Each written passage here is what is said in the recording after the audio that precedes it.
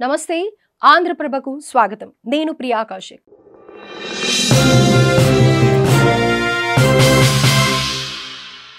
ఎన్నికల సమయంలోనే రాజకీయాలు కేంద్రంతో కలిసి పనిచేసేందుకు సిద్ధం. రాష్ట్ర అభివృద్ధి లక్ష్యమన్న తెలంగాణ సీఎం. సాధారణంగా పార్టీల మధ్య రాజకీయాలు ఎలా ఉంటాయన్నది ప్రత్యేకంగా చెప్పుకోవాల్సిన పని లేదు. అయితే ప్రజా సంక్షేమం, రాష్ట్ర అభివృద్ధి కోసం ఈ పాలిటిక్స్ ను పక్కన పెట్టి పాలన కొనసాగించాలి. ఇప్పుడు అదే చేస్తున్నారు తెలంగాణ సీఎం రేవంత్ రెడ్డి. తనకు రాష్ట్ర అభివృద్ధి ముఖ్యమన్న ఆయన కేంద్రంలోని బీజేపీ ప్రభుత్వంతో కలిసి పనిచేసేందుకు సిద్ధమన్నారు. అందరినీ కలుపుకొని పోవడమే కాంగ్రెస్ పార్టీ సిద్ధాంతమని తెలిపారు.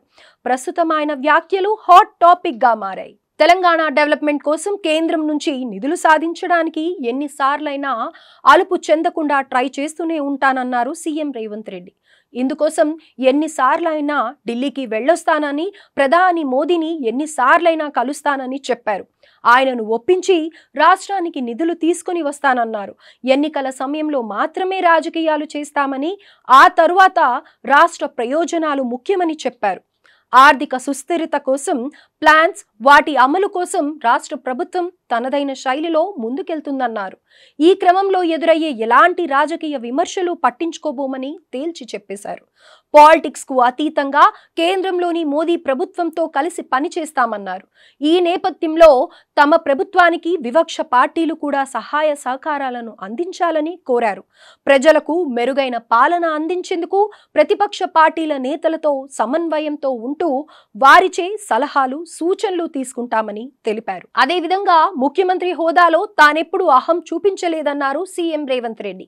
తన దగ్గరకు చిన్నవాళ్లు వచ్చినా, పెద్దవాళ్లు వచ్చినా అందరినీ కలుపుకొని పోతున్నానన్నారు. 10 ఏళ్లు ప్రతిపక్షంలో ఉన్నాం. ఓపిక, సంయమనం పాటిస్తూ ఎన్నో సమస్యలపై పోరాటం చేస్తే అధికారంలోకి వచ్చామన్నారు. ఈ నేపథ్యంలో రాష్ట్రాన్ని అభివృద్ధి చేసి ప్రజలకు అంకితం ఇచ్చే వరకు తాను నిద్రపోయేది లేదని స్పష్టం చేశారు.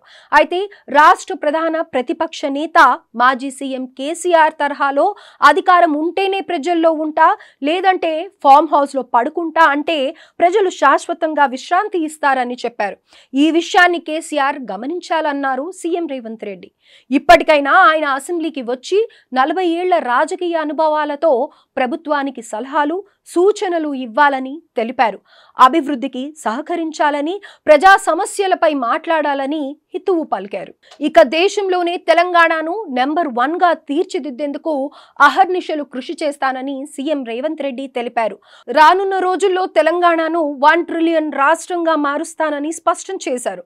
రాష్ట్రంలో నెలకొన్న కుల, మత, వర్గ భేదాలు తొలగించి తమ ప్రభుత్వాన్ని స్ఫూర్తిదాయకంగా ముందుకు నడిపిస్తామని తెలిపారు.